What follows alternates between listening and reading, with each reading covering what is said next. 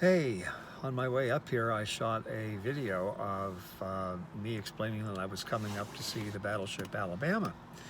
And I'm not very good at videos, period, let alone using my iPhone. And I'm used to hitting a button that starts the video. And what I think I did is I hit the button which starts a photo on my iPhone. So a little bit of a training process here. I do have the sound plugged in and I think it's working pretty well. So at least I've gotten that one more or less mastered.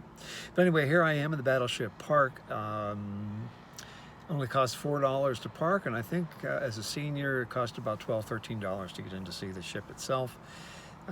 There is a sub over there. I think that's the USS Drum. My favorite bomber is also behind me, and some other Navy aircraft. So this ought to be an interesting little tour, and I hope you enjoy it. So thanks for coming along.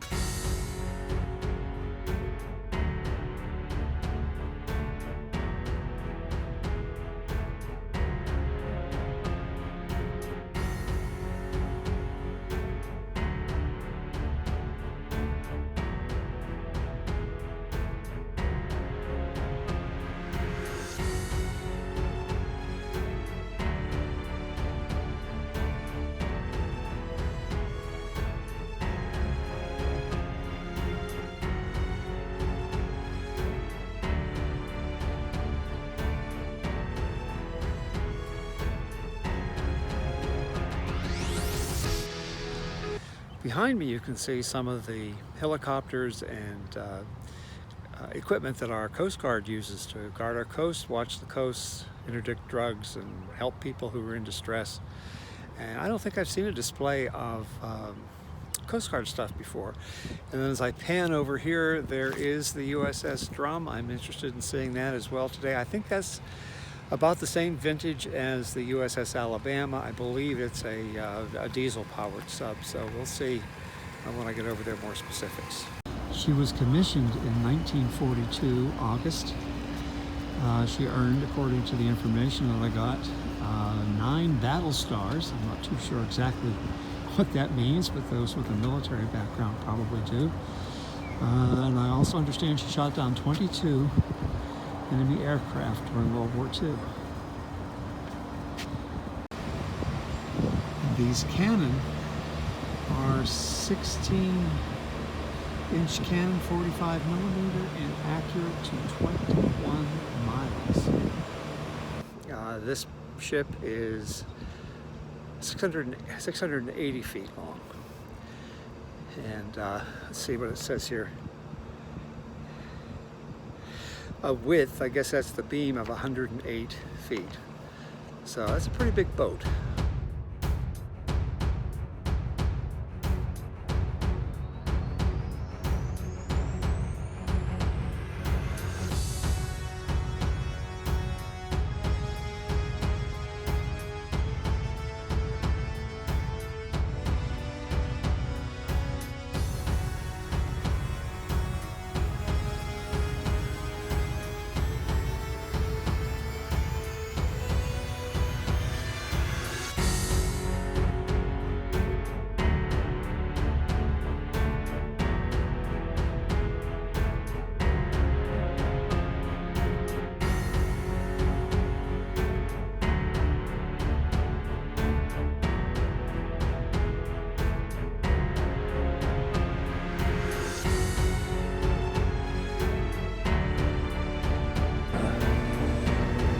Decor of a modern cruise ship in 1942-43. Battle bridge, you can see they come up right over those huge cannons.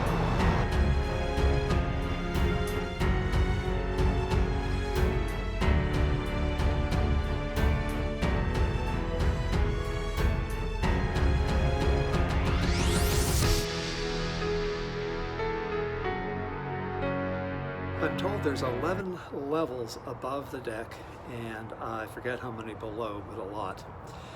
And just traveling a bit and climbing up some of these stairs or ladders into these upper levels, I can imagine that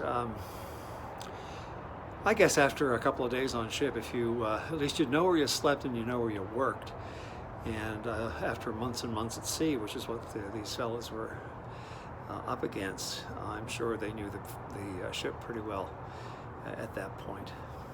And to think that we won the war with 1945, 1940, 42 technology. And look at the maze of wires.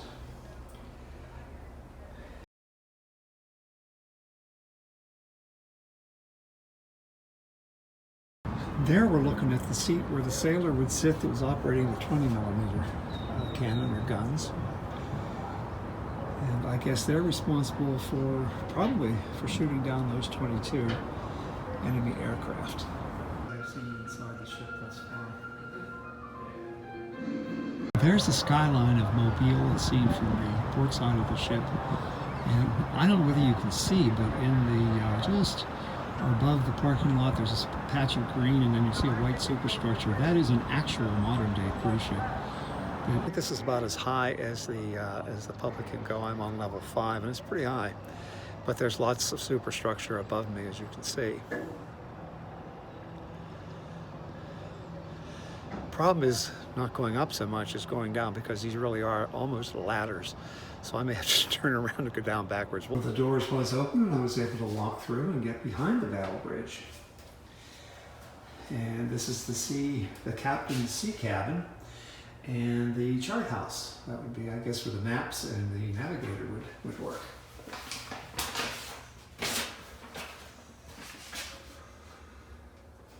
And we can see a pack of cigarettes in there, because being true to the time.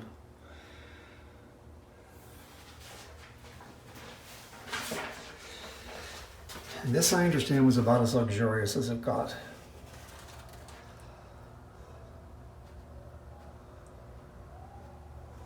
Oh, to be the captain, huh? There's a picture of their machine shop, the lathe.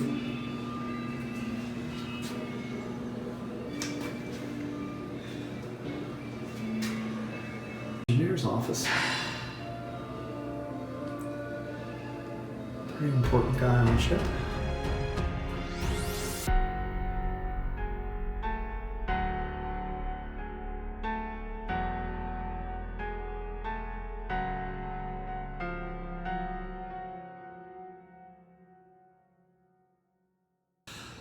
My dad was actually in the Navy in the Pacific Theater during the Second World War.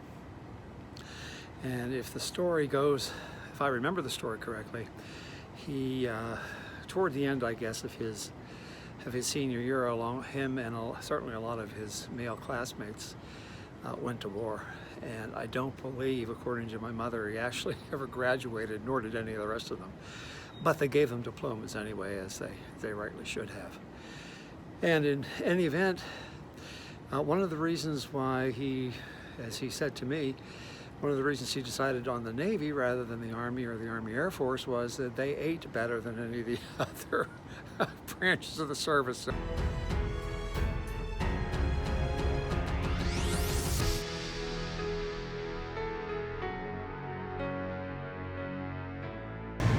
Larger ships like the Alabama hold ice cream. They say about 100 gallons of ice cream thrown out every day. This is called the Dunk Shop, where they also, I guess, sold sweet treats and sodas and other things. And if you misbehaved, what would any ship be without a break?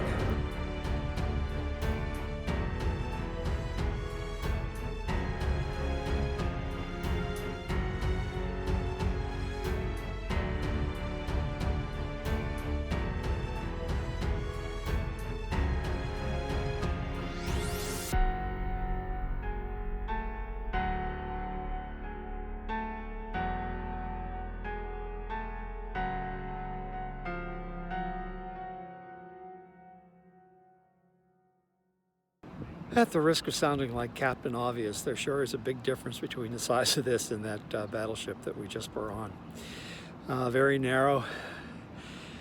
Can't imagine, of course, it was built for, like, I think they said 7 officers and about 120 crewmen, so it's a much smaller complement of people, but I guess devastating during the war.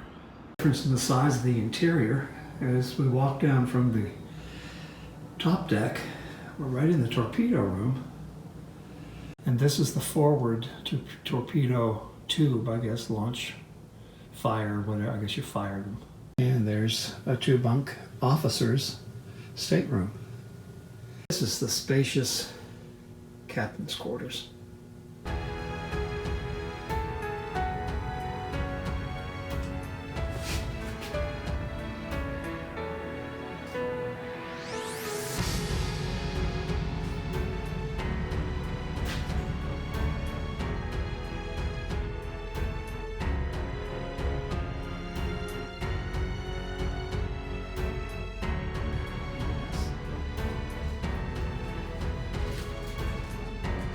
Well, I hope you enjoyed our tour of the USS Drum.